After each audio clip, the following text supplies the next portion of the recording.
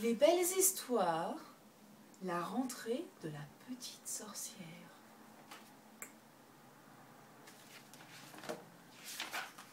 Quand la petite sorcière est née, on ne voyait que son chapeau. Un grand chapeau bleu. Et pourtant, tout le monde s'émerveillait. Oh, comme elle est maléfique, absolument diabolique. Tout le portrait de sa maman. Bien sûr, chacun avait apporté un cadeau pour fêter sa naissance, c'est la tradition. Il y avait une citrouille à pédales, un balai apprivoisé, une baguette magique et des bouquets d'orties pour ses parents.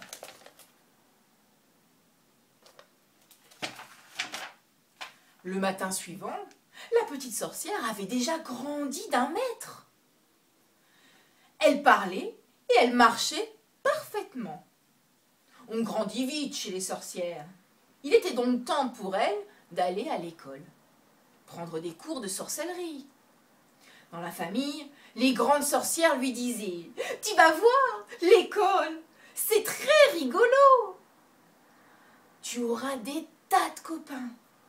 Tu vas apprendre à réciter des formules magiques, à voler dans les airs et à changer la couleur des chats.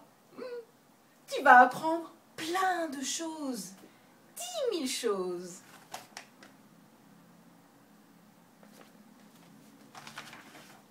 La petite sorcière voulait bien apprendre à voler, ou à réciter des formules magiques, ou à changer des chats noirs en chats blancs. Mais il y avait une chose qui lui faisait énormément peur. C'était de se retrouver avec des tas de nouvelles petites sorcières qu'elle ne connaissait même pas. Elle tournait en rond, en soupirant. Et d'abord, je ne connais personne, moi, dans cette école.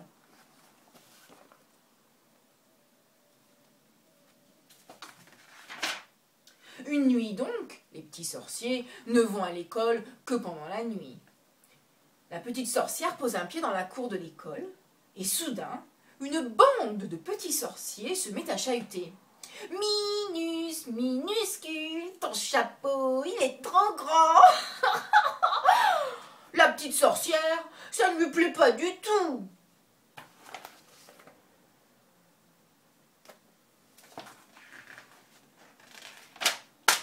À la sortie de l'école, au moment où la lune est rousse, la petite sorcière s'en va très décidée. « Zuit, zuit et carabistouille! Il faut que je trouve quelqu'un qui vienne avec moi à l'école. Quelqu'un pour jouer avec moi. Quelqu'un qui aime les mêmes choses que moi. Une petite sorcière qui me ressemble, quoi. Mais comment trouver cette sorcière-là ?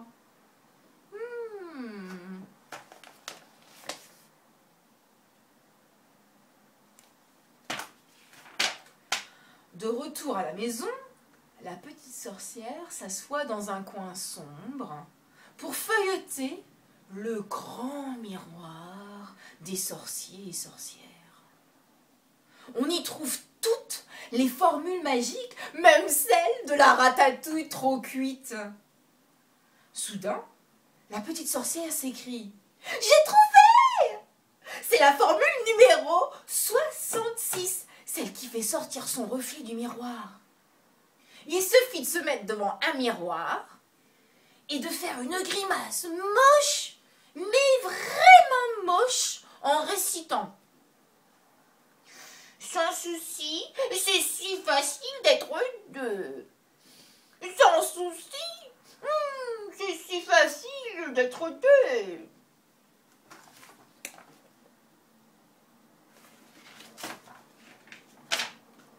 C'est ce que fait la petite sorcière. Aussitôt, le miroir se met à tout sauter, à se tortiller, à cracher des étincelles. Une petite sorcière pointe son chapeau bleu dehors et d'un bond, elle sort tout entière. La formule magique a marché, on dirait, pense la petite sorcière. Et pour vérifier, elle se frotte le bout du nez. Et en même temps exactement, La petite sorcière du miroir en fait autant. La petite sorcière est très fière du résultat. Maintenant, elle n'est plus seule. Elles sont deux.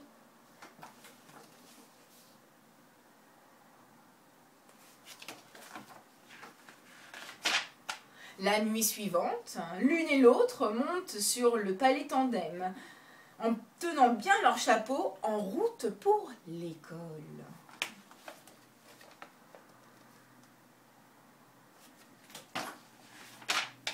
À peine arrivées dans la cour de l'école, elles aperçoivent le groupe de méchants petits sorciers, très occupés à faire pleurer une nouvelle élève, une petite sorcière au chapeau jaune.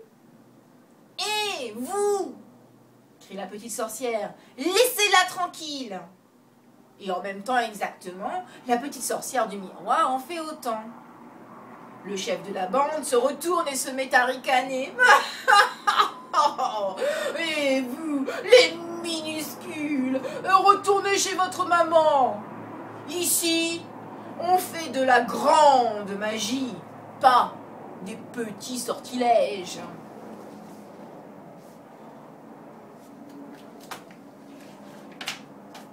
La petite sorcière, au chapeau bleu, le regarde droit dans les yeux. Et elle sort sa baguette. En même temps exactement, la petite sorcière du miroir en fait autant.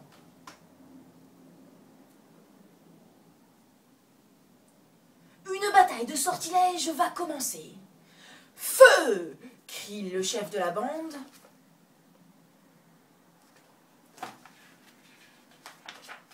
Une pluie d'étincelles s'abat sur la cour de l'école. Oh, quelle pagaille! Des éclairs de magie sifflent dans tous les sens. La petite sorcière au chapeau bleu est très habile. Et puis celle du miroir aussi, elle s'en donne à cœur joie. À elles deux, elles changent. Un premier sorcier en lézard à lunettes. Un second en gâteau à la crème. Un troisième en bout de ficelle. Et en quelques coups de baguette magique, elles ont gagné la bataille des sortilèges.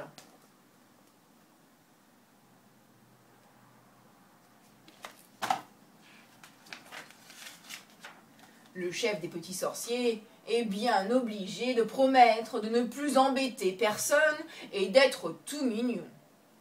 La petite sorcière au chapeau jaune s'approche timidement pour remercier les deux petites sorcières au chapeau bleu. « Quelle bataille !» dit-elle. Et toutes les trois, elles se mettent à rigoler, mais très fort. Si fort que ça fait bouger tous les chapeaux. Pour fêter ça, la petite sorcière au chapeau bleu fait apparaître un grand feu d'artifice. Et en même temps exactement, la petite sorcière du miroir en fait autant.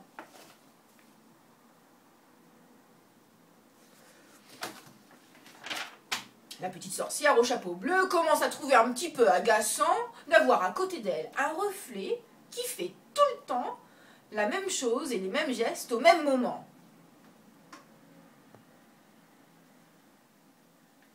Elle a plutôt envie de jouer avec la petite sorcière au chapeau jaune. Alors, comme si elle avait compris, la petite sorcière du miroir se met doucement à s'effacer. C'est normal puisque ce n'est qu'un reflet. La petite sorcière au chapeau bleu n'a plus besoin d'elle désormais. Elle a trouvé une amie.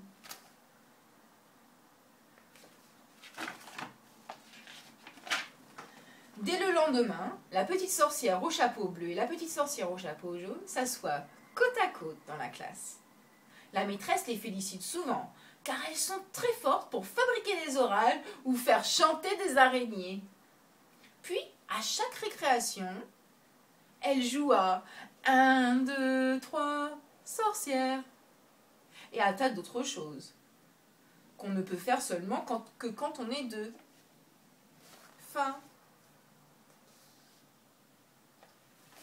J'espère que ça vous a plu. Au revoir et à bientôt.